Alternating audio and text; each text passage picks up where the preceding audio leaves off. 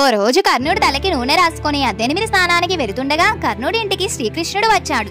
వచ్చి రాగానే అక్కడ రత్నాలతో నిండిన ఓ బంగారుపు గిన్నెను చూచి అది నాకు కావాలని కర్ణుణ్ణి అడిగాడు. కర్ణుడు కుడి చేతికి నూనె అంటుకొని ఉండటంతో గిన్నెను తన ఎడమ చేతితో శ్రీకృష్ణుడికి ఇవ్వబోతుండగా ఎడమ చేతితో దానం ఇవ్వడం తప్పని తెలియదా కర్ణ అంటూ శ్రీకృష్ణుడు కర్ణుణ్ణి ప్రశ్నించాడు. కర్ణుడు బదిలిస్తూ లక్ష్మీదేవి చంచలమైనది, యముడు దయలేనివాడని, తన చేతిని కడుక్కొని వచ్చేలోగా తన ప్రాణాలు ఉంటాయో లేదో ఎవరికి తెలుసని, అందుకే తన సంకల్పం మారకముందే దానం ఇవ్వాలనుకుంటున్నానని చెప్పడంతో కర్ణుడి వివేకానికి సంతోషించిన శ్రీకృష్ణుడు దానాన్ని స్వీకరించి మనసారా ఆశీర్వదించి కర్ణుణ్ణి ఏదైనా వరం కోరుకోమంటాడు. దేహి అని అడుక్కోవడం ఎంత కష్టమో నాస్తి అని లేదని చెప్పడం అంతే కష్టమని, కాబట్టి ఈ జన్మలోనే కాదు ఏ జన్మలోనైనా సరే దేహి నాస్తి అనే పదాలు తన నోటు నుండి రాకూడదని కర్ణుడు శ్రీకృష్ణుణ్ణి కోరడంతో శ్రీకృష్ణుడు తదాస్తు అంటాడు. మంచి పనులు ఆలస్యం చేయకుండా అనుకున్న వెంటనే చేయాలి అని, ఆలస్యం చేస్తే అమృతమే విషమవుతుందని శ్రీకృష్ణుడు ఈ సంఘటన ద్వారా లోకానికి చాటి చెప్పాడు. అందరూ చెప్పండి జై శ్రీకృష్ణ అని.